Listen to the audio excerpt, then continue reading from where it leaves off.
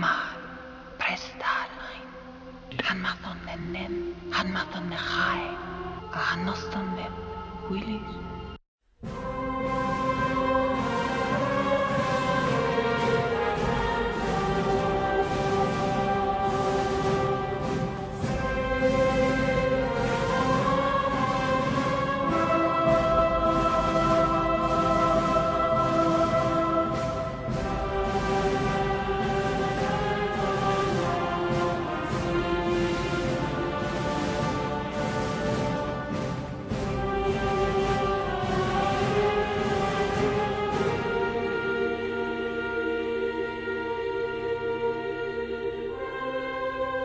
Bonjour, nous voici sur le 4e podcast enregistré par Le Seigneur des Anneaux, la trilogie, le groupe Facebook.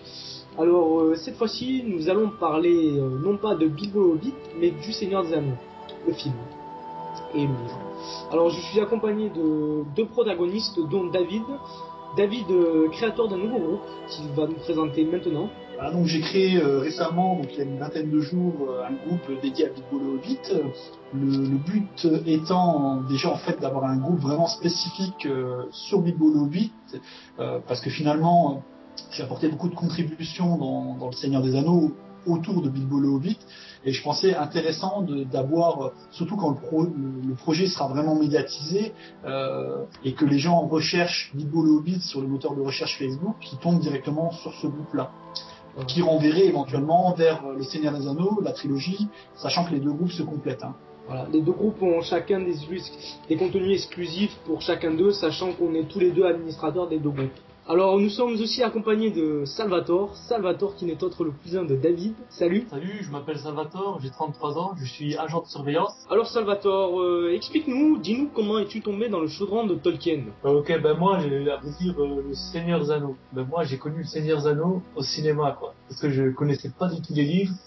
Alors ça a commencé avec le premier volet, là c'était la Communauté des Anneaux, j'ai pas trop accroché. Mais en voyant les deux tours là, c'était vraiment un film que je trouvais passionnant, quoi. Les batailles épiques, ça commençait vraiment à devenir plus intense, quoi. Voilà, quoi. Sinon après, j'ai commencé à lire les romans, quoi, et je les ai trouvés extraordinaires. C'est vrai que c'est vachement approfondi le monde de Tolkien. As-tu lu Bilbo le Hobbit? Ah oui, ça c'est mon livre préféré, quoi. À ce propos, on a fait un podcast ensemble sur Bilbo le Hobbit, où on a analysé les 3 premiers blogs de production du film, en fait. Donc à présent, nous allons rentrer dans le vif du sujet. Nous allons parler du Seigneur des Anneaux et notamment du film. Nous allons commencer par les petits défauts du film. Alors oui, les films ont des défauts et ne sont pas parfaits. Enfin, en tout cas pour les puristes. Donc David, je te laisse introduire. Alors le truc le plus choquant, on va bien sûr commencer par les points négatifs. Alors attention, je tiens à souligner que nous sommes des fans inconditionnels des films. Mais nous avons trouvé quelques défauts. On va commencer par le truc qui m'a le plus navré, c'est l'idylle entre Arwen et Aragorn. On va savoir qu'en fait, dans le livre, on sait limite pas que Arwen et Aragorn sont ensemble. C'est-à-dire qu'on les aperçoit brièvement quand la communauté se forme à Imladris, on les aperçoit s'asseoir l'un à côté de l'autre, dans des tenues un peu d'apparat, mais on les voit pas se donner une quelconque affection, on sait pas vraiment qu'ils sont ensemble. Si bien qu'en fait, finalement, quand on voit les scènes à Éowyn, en tout cas dans le bouquin, on se dit, on pense que les deux sont en train de tomber amoureux. Et quand Éowyn fait sa déclaration à Aragorn et qu'il envoie un peu bouler, on est presque choqué. Et quand on apprend qu'il est amoureux d'Arwen et qu'ils sont ensemble, ça nous fait un peu bizarre. D'ailleurs, Arwen finalement elle est quasiment pas présente dans le livre, à part quand ils sont à Imladris. Donc tout ce qu'on voit sur Arwen, ça a été tiré des impadis du Seigneur des Anneaux. Moi je pense qu'au niveau cinématographique, Peter Jackson a été judicieux. Parce qu'il faut savoir qu'il faut attirer quand même une clientèle, une film féminine. C'est pas des romans. Voilà.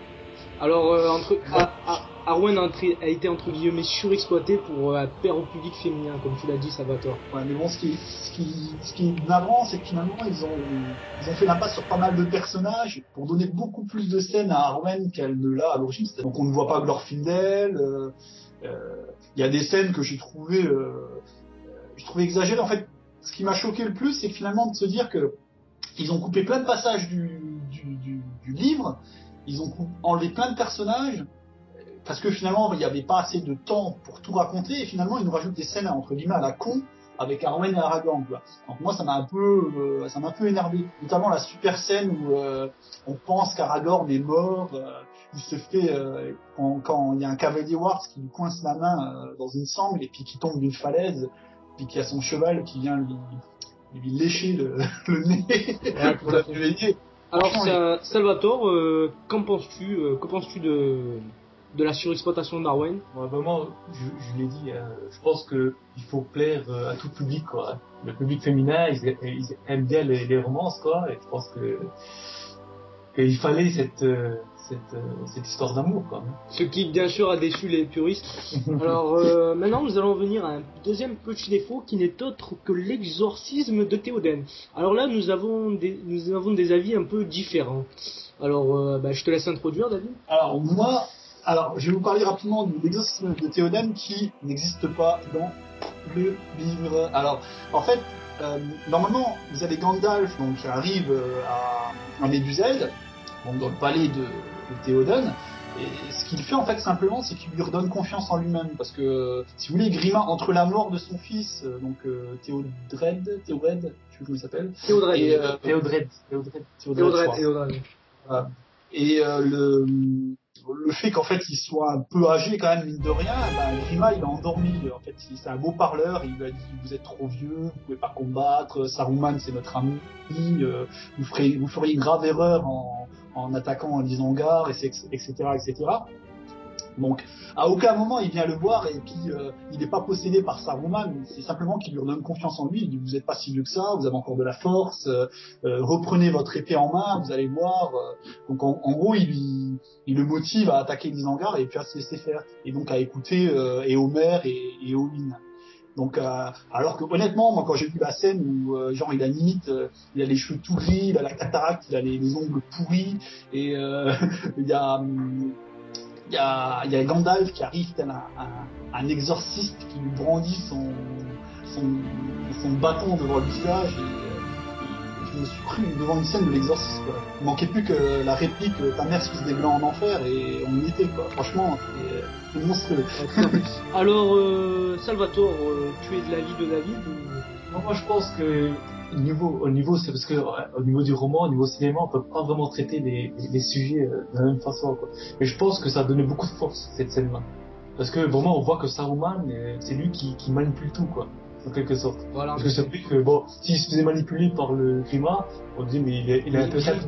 Grima c'est il a un talent d'orateur en fait, mais c'est une taupe en fait, c'est de la taupe de... Voilà, mais bon, seulement pour vous dire, je sais pas, dans le roman, je pense quand même que c'est trop... c'est un roi quand même, je sais pas, il va quand même avoir un certain caractère. Là, en fait, il n'a pas de caractère, c'est un légume. C'est quand il le voit. Là, en fait, simplement, il est pas si légume que dans le film, quoi. Mais dans le bouquin, je trouve que c'est un peu triste, parce qu'ils ont pas vraiment expliqué pourquoi il est comme ça, quoi. Ah si, c'est le chagrin d'avoir perdu son fils récemment. Alors, petit débat. Ouais, voilà, et ce qui m'a fait aussi rigoler, hein, quelque part, je pense que Gandalf aurait pu faire de la pub pour Skip, pour la lessive qu'il a plus blanc que blanc, parce que quand il retire son manteau gris, qui fait de la lumière comme ça, franchement, c'est excellent, quoi. Alors moi, je suis de l'avis de Salvatore, puisque c'est là où nous, téléspectateurs, et aussi Saruman, c'est là qu'on voit que Gandalf est devenu plus puissant que Saruman. Puisque Saruman dit à travers Théoden, il dit vous n'avez aucune force, Gandalf le Gris, si je me rappelle bien. Et c'est là qu'on voit que Gandalf, de par sa réincarnation, est devenu plus puissant que Saruman. Alors là, j'ai beaucoup aimé ce passage, puisque personnellement, le passage du livre, pas terrible, quoi. Il n'y a pas d'action, pas de suspense, Alors, j'ai beaucoup aimé ça. J'y pense là tout de suite parce que ça me vient en tête. En fait, normalement, il y a une scène où il y a une joute, on va dire, entre guillemets, verbale entre Gandalf et Saruman. En fait, c'est le passage dans le film où on voit donc Saruman qui tombe du haut de Hortank et qui s'empale sur une genre de roue. Normalement, il y avait cette joute verbale où si vous voulez, Saruman, il a un genre de pouvoir quand il parle, il arrive à vraiment endormir les gens. Voilà, de manipulation. Voilà. Et ce passage-là n'est pas vraiment présent dans le film, hein, comme il aurait pu être dans le livre. Et donc, à mon avis, c'est peut-être aussi un peu pour combler ce manque, avoir un truc un peu spectaculaire qu'ils l'ont mis à ce moment-là, quoi, la scène. Et un autre petit truc, je pense que vous, ça vous choque moins, parce qu'en fait, vous avez vu le film avant de lire le livre. C'est toujours le contraire, quand tu as lu un bouquin avant de regarder le film, souvent t'es attentif aux détails et beaucoup plus demandeur, beaucoup plus intransigeant en fait. Hein. Mais moi je pense qu'au niveau des détails, ce serait plus choquant peut-être les scènes de grosses batailles quoi. S'il y a sûrement pas, là vraiment les fans je pense que ils sont déçus. Voilà. Petit débat à terme, tu verras quand tu regarderas Bilbo, parce que maintenant Bilbo tu l'as lu depuis des années, tu l'as relu, tu adores ce livre. Quand tu vas voir l'adaptation, je sais pas, par exemple, je serais déçu si on verrait pas Burn à la fin qui. Moi j'aimerais bien traiter la